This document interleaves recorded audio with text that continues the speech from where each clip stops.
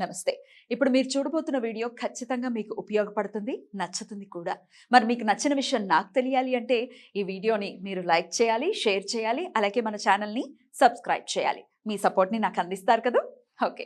ఇప్పుడు వీడియోని స్టార్ట్ చేద్దాం. నమస్తే. Welcome to our channel. నేను పద్మిని. ప్రస్తుతంతో పాటు ప్రముఖ ఆధ్యాత్మికవేత్త, జ్యోతిష్య పండితులు, అమ్మవారి సేవకులు, దత్త గణపతి ఉపాసకులు మురళీధర శర్మ గారు మనతో పాటు ఉన్నారు. మాట్లాడండి. నమస్కారం అండి. మహాదేవ శ్రీమాత. ఫిబ్రవరి మాసం వచ్చేస్తోంది మురళి గారు. అమ్మ. రకరకాల గ్రహ మార్పులు కూడా జరుగుతున్నాయి, అవును. కంజంక్షన్స్ ఉన్నాయి కొన్ని గ్రహాల మధ్య. అవును. సో ఎలా ఉండబోతోంది ద్వాదశ రాశుల వారికి ఈ ఫిబ్రవరి మాసం అనేది తెలుసుకోవాలనుకుంటున్నామండి. ముందుగా అసలు ఏ ఏ గ్రహాలు కలిసి ఉండబోతున్నాయి, మొత్తం 1 మంత్ ఎలా ఉండబోతుంది గ్రహస్థితి అనేది ఒక్కసారి చెప్పిన తర్వాత మనం రాశులలోకి వెళ్దాం. తప్పకుండా రెడ్ టీవీ భక్తి ప్రేక్షకులకు ఫిబ్రవరి నెలకు సంబంధించినటువంటి రాశి ఫలాలు ఏవైతే ఉన్నాయో దానికి సంబంధించి గ్రహచారము గోచారం అనేటువంటిది ఉంటుంది అనేటువంటి విషయాన్ని మీరు గమనించగలరు. చెప్పేటువంటిది ఖచ్చితంగా కూడా ఇది కేవలం కూడా గోచారం.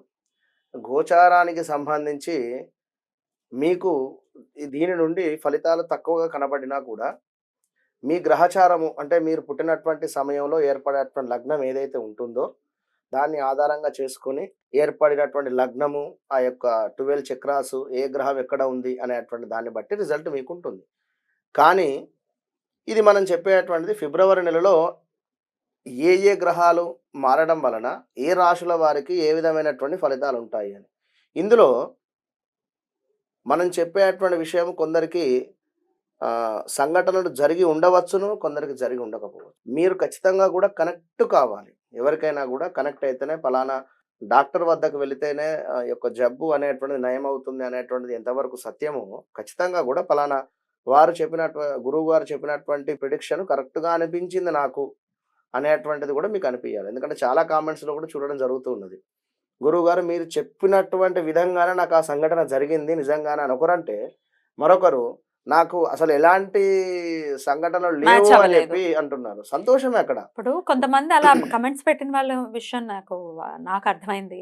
అకార్డింగ్ టు మై అండర్స్టాండింగ్స్ నాకేమనిపించిందంటే వాళ్ళు అక్షరాన్ని బట్టి రాసి చూసుకుంటారు. అవును. అది కూడా కొంత ఇబ్బంది పెడుతుంది. ఎందుకంటే అక్షరాన్ని బట్టి రాసి చూసుకుంటే అక్యురేట్ రిజల్ట్స్ వస్తాయని లేదు. ఒక్కొక్కరు ఒక్కొక్కటిలా చెప్తూ ఉంటారు. 100% మనకు కనిపించాలి, పోనీ 100 కాదు, 50% అయినా మనకి గోచారానికి సంబంధించి మనకు కనిపించాలి అంటే మన రాశి లగ్నం పర్ఫెక్ట్ గా మనకు తెలిసి ఉండాలి. అంతేనా? ఖచ్చితంగా కూడా. కనుక మీరు ఈ యొక్క సబ్జెక్టును అర్థం చేసుకోండి. ఏదో కర్కాటక రాశికి బాగాలేదు అంటే బాగాలేదు అని చెప్పి నాది కర్కాటక రాశి అని చెప్పి అనుకోవద్దు. కనుక మీకంటూ ఒక డేట్ ఆఫ్ బర్త్, పుట్టిన సమయాన్ని బట్టి నిర్ధారణ ఉంటుంది. దాన్ని బట్టే మీరు ముందుకెళ్ళాలి. ఇక అవి లేవు అనుకుంటే అది సెకండరీ విషయం. దానికి సంబంధించింది చాలా టాపిక్స్ మాట్లాడడం జరిగింది, మీరు చూసుకోండి. ముందుగా గ్రహస్థితి ఎలా ఉందండి ఫిబ్రవరి మాసంలో? ఫిబ్రవరి మాసానికి సంబంధించి మనకు యొక్క సూర్య భగవానుడు మకరంలోకి రావడము మకర సంక్రాంతిని పురస్కరించుకొని అది పెద్ద గ్రహమే. ఈ శని భగవానుడు ఎక్కడైతే ఉన్నాడో అక్కడే కుంభంలోనే ఉన్నాడు. తనకు సంబంధించి ఎలాంటి మార్పు లేదు. గురువు గారు కూడా మేషంలోనే ఉండడం జరిగింది.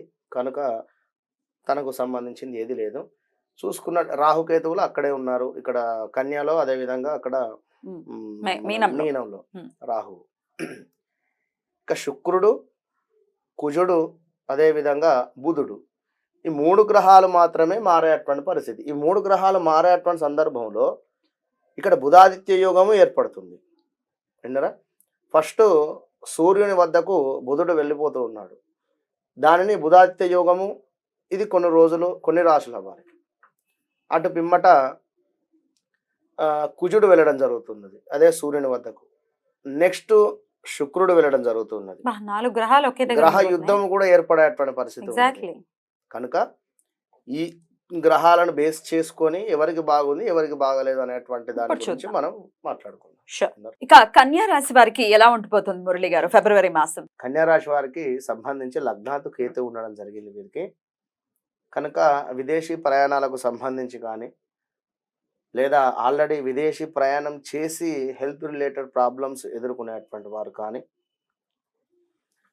లేదా ఆకస్మిక ప్రయాణాలు ఎక్కడికైనా కూడా ప్రయాణాలకు సంబంధించి కాస్త ఇబ్బంది ఎదుర్కొనేటువంటి పరిస్థితి గోచరిస్తూ ఉంది.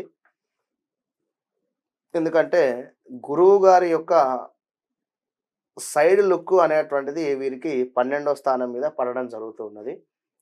12వ స్థానం మనకు ఆకస్మిక ప్రయాణాలు కానీ ఇంకా చాలా ఉన్నాయి. కానీ 1, 2 మాత్రమే చెప్పడం జరుగుతున్నది.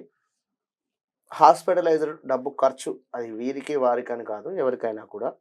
కనుక ప్రయాణంలో కానీ వీరి నిల్వ ధనము ఖర్చు కావడానికి ఛాన్సెస్ ఉంది.